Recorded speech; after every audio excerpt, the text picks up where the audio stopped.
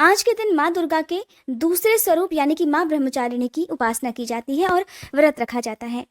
इस दिन जो भी भक्त सच्चे मन से माँ ब्रह्मचारिणी रूप की पूजा करते हैं, उन्हें तप, त्याग, वैराग्य, संयम और सदाचार की प्राप्ति होती है। और ऐसे भक्त जीवन में जिस बात का भी संकल्प ले लेते हैं उसे वो पूरा करके ही रहते हैं, क्योंकि माँ ब्रह्मचारिणी ने भी जब तपस्या की थी तो उन्होंने भगवान शिव को पति रूप में प्राप्त करने के लिए ही तपस्या की थी और उन्होंने इस तपस्या को कई साल तक किया था। इस कठिन साधना को करते समय माँ ब्रह्मचारिणी ने कई हजार वर्षों तक केवल निराहार रहकर, कई बार केवल कंदमूल फल खाकर, तो कभी केवल पत्ते खाकर अपना जीवन निर्वाह किया और अपनी तपस्या जारी रखी।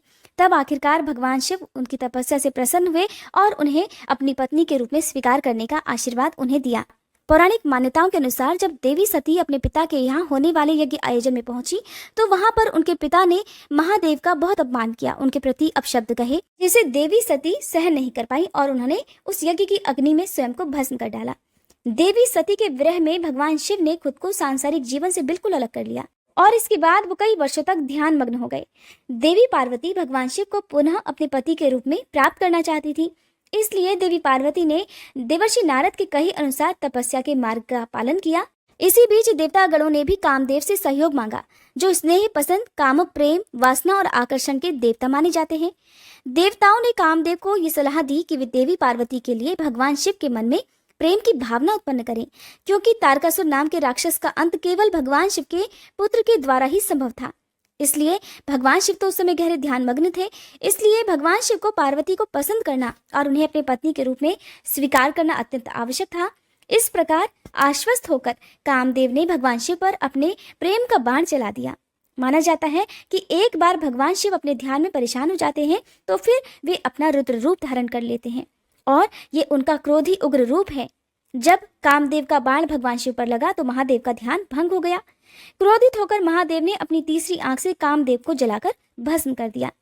विपरीत दिशा में खुले आसमान के नीचे रहते हुए भी देवी पार्वती ने उधर प्रकृति की पीड़ा और मूसलाधार बारिश, चिलचिलाती धूप और कड़ाके की ठंड जैसी परम विषम स्थितियों का सामना किया और वे अपनी तपस्या में लगातार लीन रही।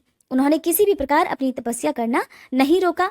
इसी तरह माना जाता है कि माँ पार्वती ने भी कई वर्षों तक इस कठिन तप को किया और फिर जीवित रहने के लिए उन्होंने कई बार केवल बिल्व पत्र अर्थात बेल के पत्ते खाए। इसके बाद तो उन्होंने बिल्व पत्र का सेवन करना भी छोड़ दिया था। इसी वजह से माँ ब्रह्मचारिणी का एक नाम अपर्णा भी है। कई हजार वर्षों तक वो बिना भोजन और बिना पानी की तपस्या करती रही। माँ ब्रह्मचारिणी का ध्यान केवल भगवान शिव ही थे और वे हर हाल में केवल भगवान शिव को ही पति रूप में प्राप्त करना चाहती थी। इस प्रकार कठिन साधना में लीन देवी ब्रह्मचारिणी ने खुद को भगवान शिव की पूजा में लीन कर दिया। आखिरकार भगवान शिव को उनकी तपस्या से प्रसन्न होना ही पड़ा और भगवान शिव ने ही उन्हें ये नाम दिया कि कठिन तपस्या के कारण उनका एक नाम ब्रह्मचारिणी रूप से प्रसिद्ध होगा। इस प्रकार नवरात्रि के दूसरे दिन जो भी भक्त सच्चे मन से माँ ब्रह्मचारिणी की इस व्रत कथा को पढ़ता है अथवा दूसरों को सुनाता है, माँ ब्रह्मचारिणी उनके सारे दुख दूर करती है। माँ ब्रह्मचारिणी की पूजा का मंत्र ओम देवी ब्रह्मचारिण्ये नमः। प्रार्थना दधाना कर पद्माभ्याम अक्षमाला कमंडलू देवी प्रसीदतु मयि ब्रह्मचारिण्य अनुत्तमा। स्तुति मंत्र या देवी सर्वभूतेषु माँ ब्रह्मचारिणी रूपेण संस्थिता नमस्तस्यै नमस्तस्यै नमस्तस्यै नमो नमः।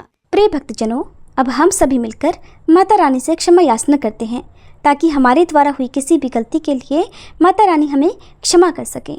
हे परमेश्वरी, मेरे द्वारा रात दिन सहस्त्रों अपराध होते रहे हैं, अतः आप मुझे अपनी सेवक समझकर कृपा पूर्वक मेरे उन अपराधों को क्षमा करो।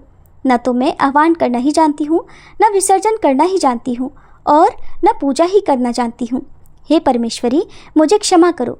हे सुरेश्वरी, मैंने जो मंत्रहीन, क्रियाहीन और भक्तिहीन पूजन किया है वह सब आपकी दया से पूर्ण हो। सैकड़ों अपराध करके भी भक्त आपकी शरण में आकर केवल जगदम्ब कहकर ही मोक्ष को प्राप्त करते हैं, जिसे ब्रह्मादि देवगण भी पाने में असमर्थ होते हैं। हे जगदम्बिके, मैं अपराधी हूँ किंतु आपकी शरण में आई हूँ, अतः इस समय मैं दया की पात्र हूँ। आप जैसा चाहो वैसा करो।